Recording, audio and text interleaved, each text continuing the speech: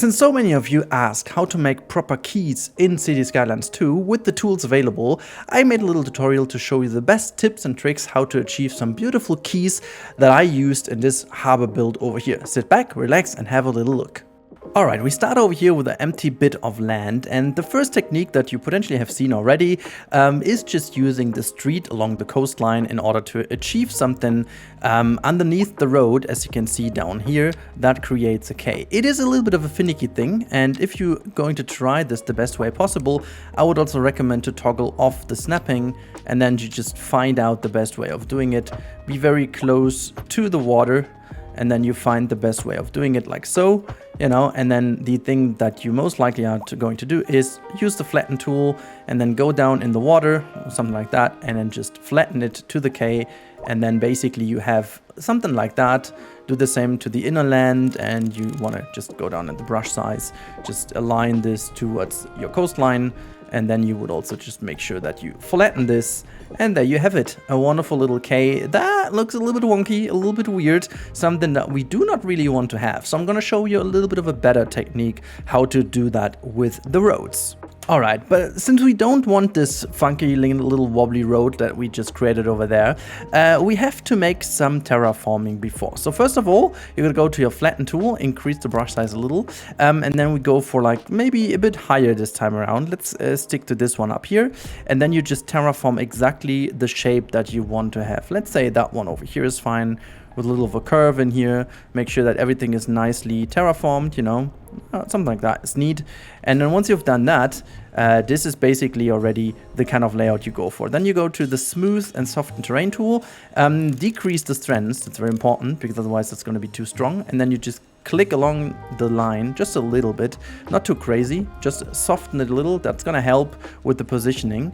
And then you want to go back to the level terrain tool, level that a little bit towards the outside again, so it's all straight, until you have something that looks a little bit like so. And then one thing I found very good, and this was very helpful, is not to go with the smallest road. You can still update to the smallest road later, but I would go to like a 4-lane road maybe. And then you do not want to have the toggle yet again, and you want to go up. Make sure that you go to the lowest elevation step, and then you just raise it once or twice. Let's see what works the best. Okay, actually that works already with 2. Let's try it with 1. Over here, yeah, 1 is a little bit more tricky, but we could try to go 1. Actually, we do 2 because that will help us to keep the same height a little bit more easy. So what you do want to do now, you can see that now towards the waterfront, you get this railing along the road. This is what we want to have, because that's then when you have the key. Otherwise, if it's not appearing, but it still looks like that, this can happen, then it will auto-terrain the terrain again towards your road. That's something you do not want to have. So what you also want to pay attention to is that second toggle in front of your road. So the upper one shows how long the road is, like 58 meters, and down there this is like the elevation step. You want to make sure that this is always around 0.0% would be the best, but 0.1% plus is also okay. You can try moving it around a little, but as long as we have it just like a 1%, it's fine. Now drag it all the way along here until you are happy. Just try to drag it out as far as possible. You always have to be a little bit tricky with that. Now you can see minus 3.4 is not what we wanted, so you click once up, maybe even twice up, and then you just drag it as long as it's good. Look at that, plus 0.1 is again super good. And this way you continue the whole thing along the road. Now plus 4.7 way too high. Now click twice down, minus 0.1 is fine. And then just let's do the same over. Actually, you know what, we can make this curve a little because we can. So as you can see over here, bring it all the way up until here, and then we just try to align a little bit nicer with our tool. There you go, plus 0.1 is yet again super cool. And now we bring it back to the inland as we can. There's like a little bit of a problem. Click it down so you align the road. And there we go. This is that. And now this key looks a lot nicer. We can also now go in and smooth this out towards the sides here a little bit nicer. As you can see, by using the smooth tool, you can adjust this very nicely so. And this key is already looking a lot better. As I said, you can now go in and change the road back to whatever you want to. Without having this snapping on, you can also sometimes move it even further into the water, which is kind of nice. So there you go. This is also a little trick to bring bring it further back into the water. Once you have been a little bit too cautious, you can bring it back this way nicely with the tool later on. But the wider road always helps in order to make it a bit more simple, a bit more easy to grip, because the small road specifically is causing a little issue. You can go even smaller with the alley, for example, and then just go in with the alley tool and drag it out even further. But you have to be careful. At some point, you're too far in and then it doesn't work anymore. But as you can see over here, we made like a significant step forward into the water. And in order to make the inner part nice looking, you would then go and align the terrain back again to the height of your key, and then just click here. Make sure that you go with the, you can actually be very strong with the brush, but make it small. And then, not that small maybe. And then you just bring it back. Oops, see, I clicked the wrong height. There you go. This is the right height. And then you can drag it all in, so you have like a potential good inland connection with whatever you want to do, so it looks a lot nicer. That way you're creating this. Obviously you will have some problems outside, because once you drag it in, you create these, go back to the smoothing brush, and then you just lower down the strands, and you just do the same down here again, until you're happy. Be careful though with the size, because you will always push the inner part as well. But this way you can create some easy keys. But now let's go to the real pro technique, the one I used in my harbor here as well. So let's have a look how I did this. But what if you don't want to have roads on your keys, but actually something like that? Well, this is relatively easy too, even though you have to follow some more steps to achieve this. Now with those two options over here, we stick always to the shoreline. This time around, you do not want to do this. This time around, you will basically work in the inner land. Or if you want to build here, you first of all have to smoothen out everything, or just terrain form everything into the land where you want to do. Let me show you how to do that. So you basically go here and let's just increase the strength again and just paint all over. This is the area where I want to have my little harbor. So I'm gonna paint this all in. There you go. This is where we are. And this is also the height of my key wall that I want to have later on, okay? So you can also make it lower or not, but it doesn't really matter what exactly this is. And now what you also want to do now is you want to find a height in which the water transparency is still good enough, but also where you can't really see so much in the deepest water area. Now what you want to do for that is you basically test this. Make sure your brush size is going to go all the way down. And then I want to go to, you can count these lines. So 1, 2, 3, 4. I'm going to try it with 5 first. Let's click here and then just align this over here. There you go. This is actually the perfect height, because you can still see a little down here, but not enough. Okay, maybe we go too deeper just to see what that does. Okay, well actually this is maybe better. You can still see the ground, but it's already starting to blur out a little. This might actually be better for our course. Okay, once you have that height, you just paint this in here, and sometimes you have the issue that there is still water, but as you hit play once, it's gone. And what you want to do now is very important. Now you paint the exact shape of what your harbor should look like. I'm gonna paint a little bit like this now. This could be one of my inbound sections, and then I want to have like a second one maybe next to it, and then basically this is the rest of the harbor over here. So there you go, just making sure everything is gone. I'm gonna make it like very simple for you right now, okay? So I'm not gonna be too crazy because that's just like a little showcase. I'm not gonna do everything, but so you get an idea. Now once you've done that, this is pretty nice. You can see like this. Very important is that you also shape the upper part already of your area. You can actually do certain things about it later, but make sure that you have set around where you want to build it first, because terraforming with everything in place later on is gonna be tricky. It's doable, but it's gonna be very tricky. Now what you want to do next is you want to put down a road. I like to use the pedestrian road for that, because it's a very wide one without too many markings on it. But you can also use every road you want for it. Now what you want to do now is you want to start down here. Very important that you start down here, and you're gonna find a place where you are already carving into the terrain. This is exactly what we want. This is what you want to achieve. You want to make sure that this auto system appears that creates the retaining wall inside of the terrain. So you can do two things.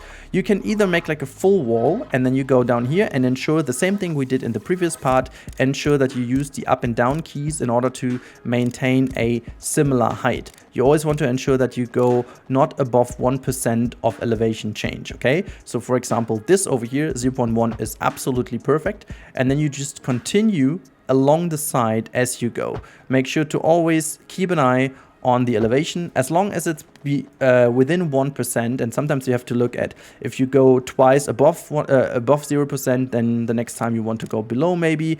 That's very important, and you can actually, you know, very nicely shape this by moving your key along here nicely. So this is what we're just quickly gonna do. This one over here is perfect. So now as you've created that, you can see this is already looking pretty damn decent over here. This is gonna be like a very nice harbor area. From over here, you basically would do exactly that. Just take the road piece. You know, I'm not gonna pay too much attention now to the elevation step. You get the idea. If you do this, you can pay a bit more attention to it than I do right now. Okay, 1% is too much. Minus 0.3 is fine. What you can also do, and this is what I did in my harbor, is bring the whole thing up as if you have like a ramp, you know? A ramp like that is something very, very common in harbor sections. So what you want to do is do this, and then you've created this ramp, okay? So in order to do the same on the other side, you can actually start over here and then go all the way up. And normally, if you can actually put snapping back in, and then it tells you once you have the same height, and then you can connect these two, and usually it automatically creates already the retaining wall in the center of the road itself. As always, you can then change the upper road to whatever your liking is. So for example, to like a normal road like this, very neat. And then you've got this ramp connected. And then if you want to have the ramp in the middle, just like I did, you could then also just take this pedestrian part over here again, just connect these middle parts as you wish, and then connect these up here, and then you've got another ramp in here. However you like, you know, I sometimes just wanted it on the sides because that's enough. I didn't want to do more. You can always then use the terrain painting tool to basically create like an elevation over here, maybe this and this, and then you just create a nice ramp with the terrain. You can also do that. And then with the dev tools, if you want to use them, you can use the surface paint to make that look even better. So that's the easiest way of doing it. Now, this is all I needed to tell you, because the next step is basically let the water flow back in. You go here, make like a huge brush again so that everything is set. Just carve out the harbor just like so, and then hit play. And we're just going to wait real quick until the water is in. Alright, it just takes a while, but normally the water just completely fills in your harbor after a while. Sometimes depending on the water flow area and segments and stuff like that, it just takes a while, and it will always take a while until it's fully loaded and stuff like that. And then at some point, it's just gonna look like this. Now, there are a couple of advantages with this method. You can change the elevation of your harbor later on. So, for example, if you have this and you want to say, you know what, I just want to have it aligned a little bit more to that, well, you can do so. You can now go in here and say, okay, this is the height I want to go for. And if you do this, the beauty of this technique is you can adjust the height very much, because the retaining wall will react to whatever you do with the terrain. As long as you didn't put any road down, this is what I wanted to say, it's gonna work that way. So very easy to make very nice and almost like infinity pool like areas. You know, you can even go deeper. Obviously, at some point you have to pay attention to overflowing, but that's just nice. And the reason why I was so much keen on making sure the right height is chosen over here is to ensure that you still have this possibility. Because if you go too deep with the street, the retaining wall will not be high enough. There's a certain height limit to what you can do with these walls. As I can show you real quick, if you go higher with these, let's just, you know what, just gonna take this one over here, bring it over. You can see it's not gonna go all the way high, because at this point there is an end to how high you can do. So always keep that in mind, so you can't do this super high like this. But I found this the nicest way of doing it, because you can always put roads in later on. You know, it's no problem now to bring a road in. You can just drag it over here, and there you go, you have a road. Sometimes if you're not careful enough, it's gonna drag down the retaining wall a little, so you want to be careful with that. But obviously you can always delete it and then try your best luck again until you've done it. So basically it's always easier to just start, maybe even raise, but you can, you know, just assign, you know, it's also like a very wide road. Let's just do it that way, bring it in, and then you've got a nice road like that. You can see with the example of my harbor over here, it is actually possible to make it very nice looking. As you can see, I was able to bring in the roads nicely. One little hint though, As long as you do not connect these roads to your actual main network, the game is not gonna complain about these being drowned. And if you do not want to have this name, you can just go in here, type in a single dot, hit enter, and the road name is basically vanished, because this little dot over here will disappear in your vision, because it's almost like a reflection in water. There's no big deal about this. You can do exactly the same with all of your streets that are in the water, and then you do not even have a problem in the real-time part of your play. So it's very easy, and I actually love this technique the most, because that's gonna make your life a lot more easy. You can apply this method also to your normal quay walls if you want to have a road. You do not need to put it along the shoreline directly. You can also do the same technique with carving out your harbor before and then let the water flow in with those as well. So if you fancy doing so, just do it. I hope this was helpful for you in order to create some beautiful quays and some beautiful harbors just like that one yourself now. I'm very interested and curious to see. And if you did like this tutorial and you want to see more of this, make sure to subscribe to the channel and let me know what you want to see. I'm here to help you. So thank you so much for watching, and I'll talk to you in the next one. Goodbye.